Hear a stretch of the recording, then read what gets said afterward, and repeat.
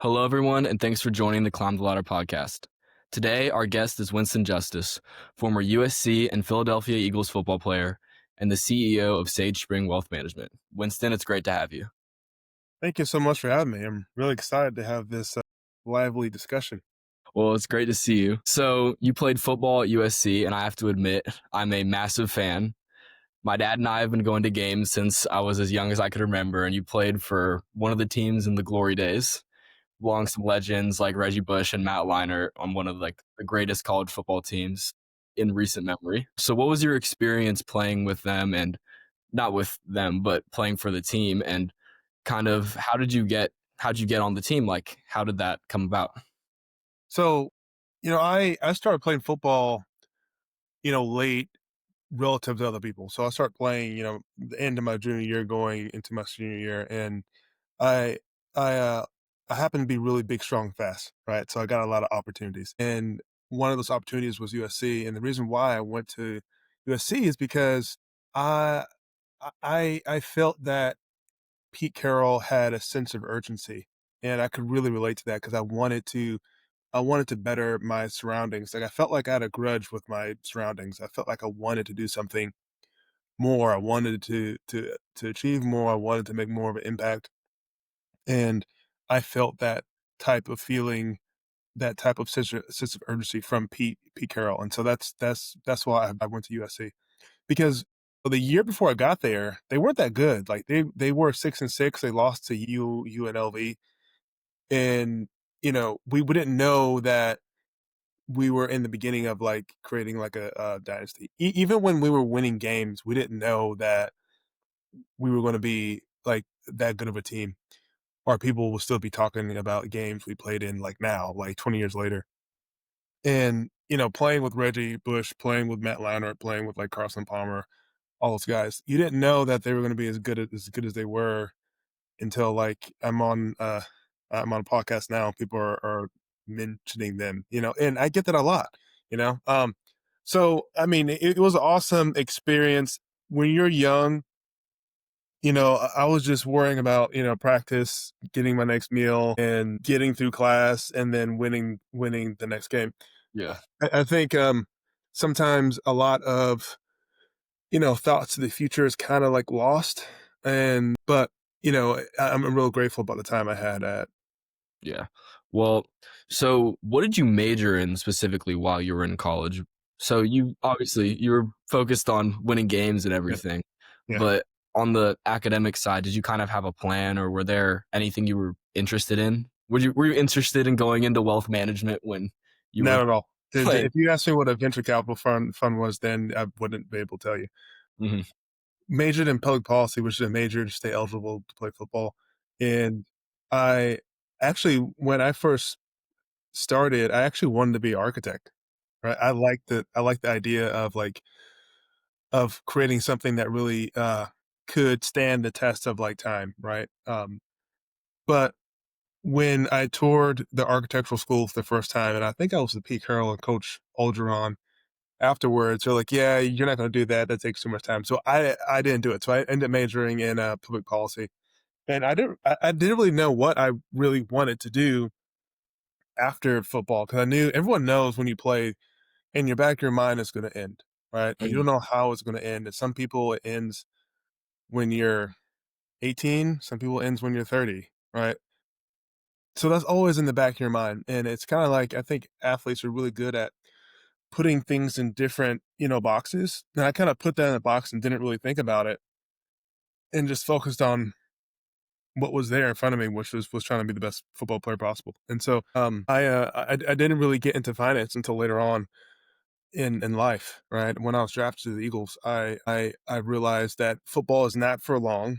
Yeah. And also I was kind of driven by like fear too as well. So I grew up with less means, and I didn't want to go back to that situation. And so out of fear of not going like back to that, I said, "Man, I need to do something, and I need to do something. I need to be good at something else, right? And I want to hit the ground running." And so I went back to school when I was with the Eagles to get a master's in finance because I knew I wanted to get in finance, but I didn't know. I didn't know like what because finance is broad. I didn't know which type of, you know, business I wanted to get into. So I started a small VC fund when I was playing because I thought I wanted to be a venture capitalist. So someone that invests in like private companies. And I realized really quickly that I didn't want to do that because when you invest in private companies, you don't have as much information and really basing your investment off of, projected financials and your short interaction with that management team. And I felt like I was just hoping. And I think some people are really good at venture capital, especially if you have some operational experience. But at the time, I just didn't have that, and so that was a good experience because it helped me to understand what I wanted to do, right? And sometimes that's like really good. So learning, like failing early, or realizing you don't want to do something really early is really beneficial. And so from that interaction, I mean, for that experience, I realized I'd rather be on the public side of the market, so the public side of investing. So that's public stocks. That's like big names. That's like well, Yeah. there's some big private names too, but like that's like Amazon, Apple, things are like publicly traded. Mm. And so when I was done playing, or when I thought I could play, but no one else thought so, because that's how it happens. I started at Wells Fargo as an associate analyst, and then from there I got recruited to be a portfolio manager of a hedge fund, a fund of funds. And our clients there were like institutions, really large family offices. And then from there I went to Bernstein, and that's actually what brought us to Nashville. It was a great experience there, being in finance. And I know I'm jumping around, but when I was at Bernstein, I got to really be indoctrinated with being client facing. So our clients were really large family offices, and a family office is basically a family with a lot of money, right?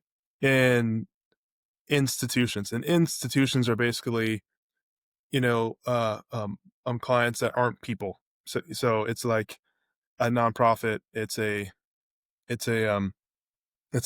foundation.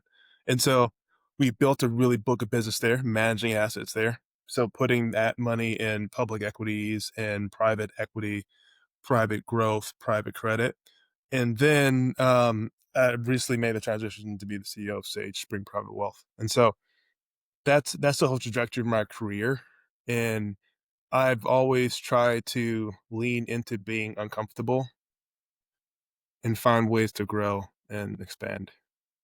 Definitely. Well, congratulations on becoming CEO. I mean, that's a very big deal. Well, yeah, okay.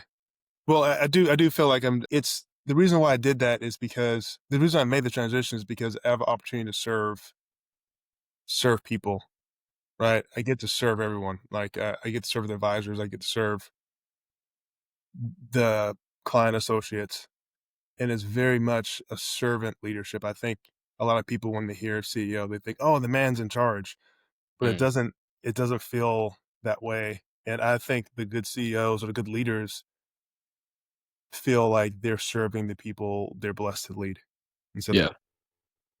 Well, that's awesome.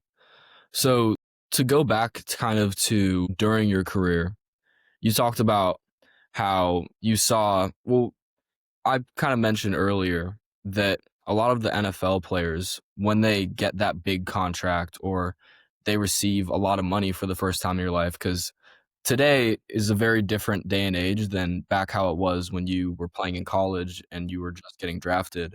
With NIL now, everything is changing very rapidly. But back in college, you weren't getting paid to play. You are getting your first contract, your first large amount of money right when you get to the NFL. And so a lot of players, in fact, 78% of players struggle financially within 2 years after retiring.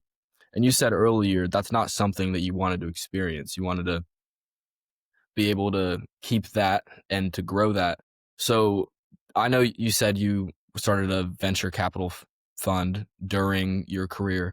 Were there any other ways that during your career you were trying to invest your money and like exploring that? Yeah, I think you always explore, and there's always someone off like having the best idea ever, and they want you to invest in Mhm. something, right? Um, I also started a coffee shop when I was 23 too, as well, because I thought that was a way to bring the community together. I thought it brings people together, so I wanted to start a coffee shop, and actually, it's still in existence today. Really? So I, you know, when athletes come into money, especially back then, I think they naturally aren't surrounded by the best type of people. Mm, I think that's changing though. I think athletes are becoming more sophisticated, and the fact that athletes are coming into money earlier means they might be surrounded by supporting parents, mentors, guidance that could put them in positions to not or or or steward their wealth better. Also, I think families are coming from more backgrounds that actually have more wealth. I think it's harder to excel in sports if you don't have things like proper nutrition, trainers, all that stuff, and I think that takes money. And so I think even the players as a whole are coming from different backgrounds. You don't have players coming from really impoverished backgrounds making it out. I think that's less now. So with that, with the combination of them of players coming from better families, and then also the sophistication of the players, I think that's changing. Still, I mean, there is a lot of temptation. You could lose your money easily through a bad investment deal. Most guys that do lose their money isn't through excessive spending. Now there are some stories like that, right? People that are spending, you know, $200,000 at a nightclub or something like that. yeah, But mostly people go bankrupt because they make a bad investment. And one of the reasons why they make that bad investment is because when you're done playing, you you take that same type of thought process that you're an expert at something because you're the best in the world at your given sport, and you apply that same type of confidence in the business world where it's just not the case. And so it's good to make a transition slowly and make a transition to the business world of people that you really trust and don't want anything from you. They just really want to be in community and actually want you to build something great. And a lot of guys make those investments in something that goes to zero, and that's how you lose a lot of money fast. yeah. So how did you kind of decipher what were the good opportunities ahead of you or the bad, like, investment opportunities? What did you use to or what you kind of think of when you had someone come to you saying, "I want this amount of money. This is gonna be the greatest thing you've ever seen." What times did you kind of realize, "Hey, maybe that's, like, not the best place to put my Yeah. money into?" So what I did, I surrounded myself by really smart people. I have one of my best friends, Evan Inatome, who's also my business partner in the coffee shop. I ran a lot of my deals past him. I ran a lot of my deals past my father-in-law. I ran a lot of my deals past mentors like Jamal Mashburn. And there's a long list of people that I surround myself with those people because, I can have blinders on, right? And I think we all got blinders on. Cassie, when you get older, even now, you can have blinders on, like meaning that you think this deal is great, right? But sometimes you need someone to look around the blinders and say, maybe you should think about it this way, or maybe you didn't notice this aspect of like the deal. And so I was making a lot of decisions as like a community. It wasn't really siloed, And I think making decisions as a community, a trusted community, is the best way to transition until you have your feet underneath you, until you have your own expertise, and you can make those decisions yourself. Even now, though, I mean, even now, I feel like I have my feet underneath me. I still have a community that I make decisions with. You know, it's not just me saying, "Oh, we should do this," or, "I think we should invest in this," or "we should." It's very much so like, I have an idea, I have opinion, but I want to make sure that, man, am I making the right choice? Right? I want to know. So I have a trusted small group of people um, that I run a lot of my big ideas past. And some ideas, and I have a lot of ideas. Some of them could not. Some of them could sound foolish or ridiculous, right? And sometimes you need someone to say, "Man, that's ridiculous," or it's not going to work." And look, I take everything with a grain of salt because sometimes those ideas will still work. But it's good to live outside of your head and not just make those decisions by yourself. I agree. I mean, that's very smart. Trying to having people that are, like, trusted by you and people that have your best interests at heart when they're giving you advice on what to do with your money, not having a bunch of just yes men around you who wanna get rich. You want people that really care about you as a person and not about what you have to offer, which I think I agree with. That's what's important about surrounding yourself with a circle of people that you trust. Yeah. So, caster, you need to surround yourself with people that you trust, especially as you go through these really years of growth, because there's a lot of growth happening for you. Definitely. So, kind of to transition a little bit, how was it like when you thought you could play, but people that made decisions maybe didn't think you were still playing? When you kind of got that news, how did you first go about transitioning from your professional football career to towards the corporate world? So you had your venture capitalist for like fund that you realized wasn't really what you wanted to do. So what was your kind of first step when you stopped playing on the field towards getting a Yeah. different job? So to answer your first question, I was sad, right? When you think you do something but no one else thinks so. When you've done something for so long and then now you're not doing it, there's some identity loss there. And that was really tough to get over. And I think a lot of guys struggle with that. And anyone would, right? If you go to a doctor that was a heart surgeon for 20 years and say you can't be a heart surgeon, like he's going to have some issues around that. And it was sad. And the best way that I could deal with that, and this could be like an unhealthy way, is I kept extremely busy, right? I remember I was going on tryouts and I had a not a tryout, but physicals. And I remember going to the Cardinals on a Thursday for a physical, and I remember failing the physical, and I remember starting at Wells Fargo as an analyst on a Tuesday. So I I I just stayed busy because and look, I didn't really know. I kinda at the time, I had an Fast. idea. Huh? I said, "That's fast. You're Yeah. going Yeah. physical straight to job." All That's like straight there. Yeah, and I told I told Wells Fargo that, "Hey, look, if I get a call, I'm gonna leave," but I never got a call. But I didn't know for sure I wanted to be in public markets. I had an idea, but I know that I didn't wanna just stay home and go to Costco with my wife, even though that's great. And when you mm, get older, you wanna go to Costco with your wife, that's great. I didn't want that to just be my life. I didn't wanna just go and play golf. I didn't wanna just go and just sit home and just not do anything. I needed to be active. I need to figure out if this is what I wanna do. So I just stayed I just stayed active. And so to really make it a circle, I mean, to bring the circle around your question is, one, I felt sad, and the way I dealt with it was activity. Again, probably not the most healthiest way to do it, but I stayed active.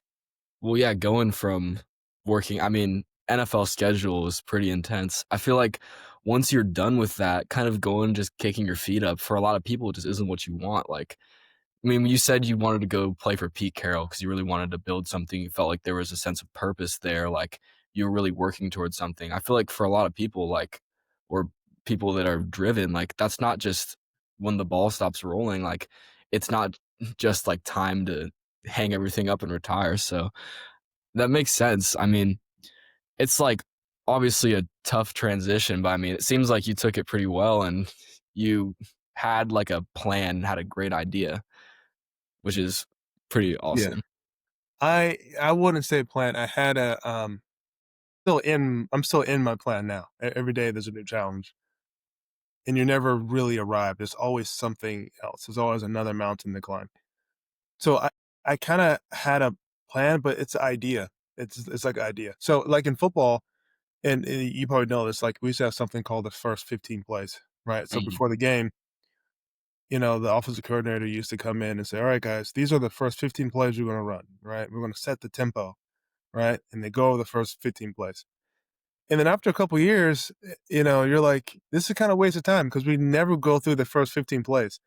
We go through the first play or 2, but then, like, life happens or the game happens, right? And so, basically, when I was done, I was like, "Yeah, I had a first 15 plays, but, like, it didn't work out the way I thought it was gonna work out." I had an idea, I have an intentional I mean, I thought it was gonna go this way, like in the game, I think I'm gonna run the ball against this team, but sometimes you don't. Sometimes I have a really big nose guard that you can't move. You can't run. So what are you gonna do then? You need to change and be flexible. yeah, that's awesome. So, you said you worked at Alliance Bernstein for a while and then recently made the transition from working in wealth management to running a wealth management company. You said being a servant leader as the CEO. How was that transition for you? And explain your reasoning behind really wanting to take that step kind of from just being someone who was working and had wasn't obviously you had a leadership position, but going into the ultimate leadership position as the CEO. What was so appealing about that to you, and why is that something you wanted to do so much? So if I go back, I think the experience I had at Bernstein was really great. I wouldn't be in this position without the opportunities that Bernstein presented to me and learning a lot of the attributes there. I wanted to do something and I wanted to really help people more. And I wanted to be part of a platform, help build a platform that helped the families that are on that platform more and the institutions more. And I wanted the ability to serve more people like the advisors and the clients we actually get to serve, actually get a lot of meaning and purpose and fulfillment by watching other people succeed and like their goals. And this gave me the opportunity to really do that. So that's why I really made the move, to really make more of an impact. I think we all have a limited time on this world, and I thought I'm in my 40s now, that the time was now. If I wanted to make a change, I wanted to make an impact, I wanted to affect the community that got put me in. This is a good position to do so. And so this is still really early. I think a lot of goals we have are really lofty, but I think we have the team to really do it. That's great. So what's kind of your day-to-day working as the CEO? And what is can you explain to the people who don't know what wealth management is or don't know about SageSpring, kind of what you guys do and what's your mission, I guess? Yeah. So SageSpring is a wealth management firm. We manage around $7.2 billion dollars. We have 10 offices across 5 different states. I keep telling the team we want to go from 7 billion in assets to $50 billion in assets. And that $50 billion in assets, I keep saying, doesn't really represent revenue and fancy words like EBITDA, right? It means impact. We get to impact that many families. And the reason why I say impact is because, and also something that really attracted me to the firm was the advisors that are on the platform are the best at stewardship and legacy, right? Stewarding a family's wealth and protecting and stewarding a family's legacy. Because when someone gives you their life savings to protect or to invest, like that's really significant. That means a lot, right? It means they really trust you. That means you have a deep connection because, people will talk about so many things, addictions, problems, and they won't talk about money, right? But for you to be in those conversations about money is really significant because money attaches onto so many things in like a human's life, right? And for you to be part of those conversations is like really sacred. So you could help a family change the trajectory of their whole family legacy for the better, right? Is really a sacred place. When if there was something that I wanted to do when I wanted to grow up, it'll like be this.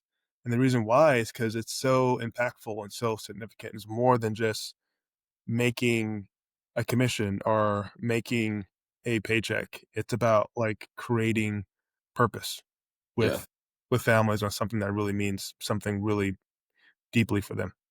Well, you're doing something that you feel is important to you. Like, you kind of have a sense of duty, like, you played on the offensive line, you're kind of safeguarding, you're protecting, like, the people's money, and you're, like, really of almost doing what you did on the football field to Yeah. people's money today, which is Yeah. a pretty cool thing to kind of think about, like, you're really responsible for so many people, which I think is great, like, that's obviously a job that you through your financial career, you've done a lot of different things, but that's something it's great you can find something that is within the realm of what you've worked in for a long time that you also feel so passionate about that you're feel like you're doing good things through your work, which I think Yeah. is am Hey, one thing I'm gonna take from you is sense of duty. Yeah, you're right. There's really a deep sense of duty. I yeah. like it. So, kind of tying into what I was talking about earlier, do you find instances of your football career, things you learned playing football helping you during your career today? Are there like lessons you've learned or certain things you've picked up that you think really applies to what you do now? One is being uncomfortable. I think when you play sports, you have to be used to being uncomfortable and fighting through that. So I think right now in the corporate world, there's a lot of uncomfortable conversations. There's a lot of uncomfortable things you have to work through. Sitting in that and knowing that when you sit in that, there's a light at the end of the tunnel. You're doing it for something bigger than like yourself is something that I really attribute to my time with playing football. Also, playing sports, you get to you get to experience working with someone from a totally different background than you and having to work with them for a common goal, Mhm. even if you don't like them, right? Yeah. I mean, I've had So teammates that I don't yeah, love. exactly. Yeah, you do. You have to do it, and you have to make it work, or you're gonna lose. And then if you lose too much, you're gonna go home because there's so many. It's so competitive, and so I think that sense of urgency, but sense of like this could be over if this doesn't work out. I think it's in business, especially in the corporate world, it's just not as prevalent, but it's still good to have that sense of urgency by working with people that are totally different than you, even if you don't like them. And so I think that's those are two things I think sports really give people the ability to work through pain, to work through being uncomfortable and actually relish that to get better, and then also the ability to work with people. Yeah, definitely. I mean, in your career, you're gonna deal with people that you don't get along with, that you don't love, and at the end of the day, you guys all have the same common goal, so I think that's something really great that you can take from team sports in general just to apply to Yeah. daily life. Also feedback. That's the last thing. Feedback. Feedback's really big. It's hard to give feedback and it's hard to receive it. Like if someone says, "Man, you didn't do that good. You actually did that really bad." That hurts, right? A lot of people just take that, internalize it, and they just only hear the hurt of it.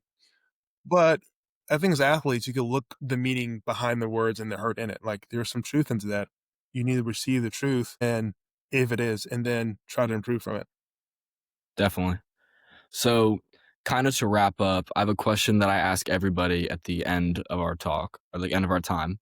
And it's what advice would you give your 18-year-old self right now? So, I'm 18 and I'm asking for advice from a lot of different people on this podcast. But if you could go and tell yourself one thing, whether it be something to affect your career or just to affect you as a person, what would you tell your 18-year-old self?